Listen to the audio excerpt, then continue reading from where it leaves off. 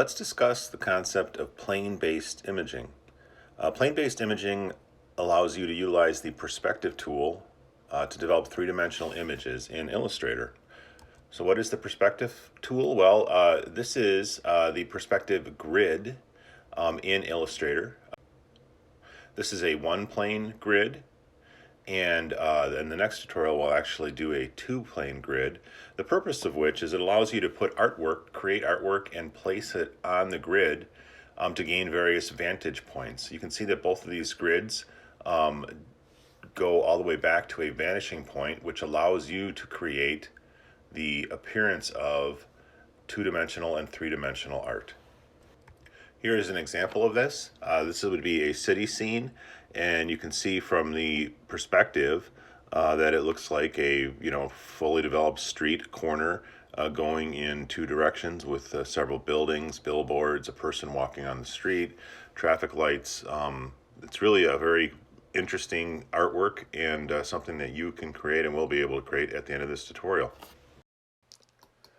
So let's go into Illustrator and open up the Perspective Grid AI starter file that came with this tutorial. And the first thing we're going to do, you notice there's two artboards. We need to select the artboard on the right. So I'm going to take the selection tool and just click on the artboard on the right to make sure that's highlighted. And I'm going to go into the perspective grid or place the perspective grid on the tool. To do that, you go to View, Perspective Grid, and we're going to choose a one-plane perspective for this starter tutorial. Now you can see what happened is the grid came up. There is a base or horizontal plane that is green and a vertical plane that is blue, one plane. That's why it's called the one-plane perspective. The other thing that happened is if you notice in the upper left-hand corner, a little kind of teardrop icon appeared with a square. That allows you to put the focus of the work you're doing on each perspective. The other thing you need to know is that the tool, the perspective grid tool, which is right here on the toolbar, you can place a grid directly there, but also you have to make special selections with the selection perspective grid tool to know or let Illustrator know that you're working on the grid. So in this case, if I click on the bottom horizontal grid, it turns green, which corresponds with, hey, the green area of the horizontal grid is active right now. If I go and switch to the blue vertical plane, now you know that that plane is active. So anything that you place on the grid will be activated based on that teardrop.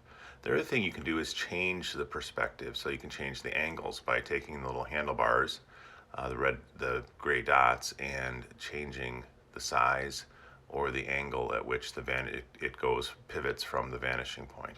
So I'm just going to leave this grid right about there. That's fine. And the first thing I'm going to do is put a shape on it. So I chose the shape tool. I'm working on the blue vertical plane, right? I'll make this bright red just so that we can see what's going on. And then I have to make sure that I have the perspective grid selection tool selected, and now just like you normally would, you can literally put a rectangle, but see how it conforms to the shape of the plane to give it some perspective as if it's headed towards that vanishing point. Now I obviously don't like that color red very much, so I'm going to mess around with it a little bit, and I'm just going to apply a simple gradient because that's probably the easiest thing to do for this tutorial. Just like you would in any Illustrator, you just go to properties and change the color. The next thing I'm going to do is I'm going to select some of this artwork on the left side of the selection grid. So I take the selection grid perspective tool, click and drag it, and watch this. It goes right onto the board and vanishes just like you would expect it to on the plane. You're placing the artwork on the grid.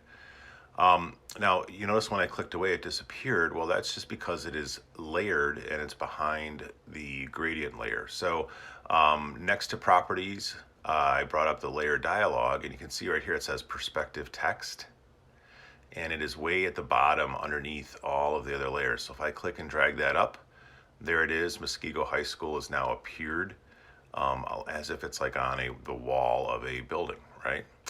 And then I'm just going to drag over maybe one more piece of artwork here just to give you an idea. I can grab, for instance, this door. Let's say that's a door. And go ahead and click and drag that onto the grid since I'm working on the vertical plane. And there it is. Same thing though, it's going to disappear. So I would need to go and drag that up as well. So I'm going to go ahead and just stretch out or lay out the rectangle shape onto the horizontal plane, which is going to make it look like a sidewalk. That looks about right. So there it is in gray.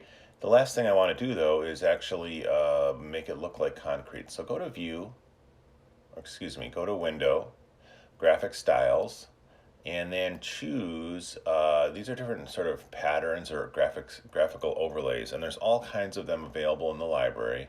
I just happen to go to Texture and selected the cement or concrete texture one. And now I'm going to turn off the grid. To do that, go to View, Hide Grid, and there is the perspective.